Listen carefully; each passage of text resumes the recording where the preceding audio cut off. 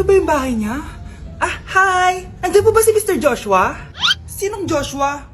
Yung asawa ko? Opo, may sasabihin lang ako. Anong sasabihin mo? Na anak niya ako at gusto ko siyang makita.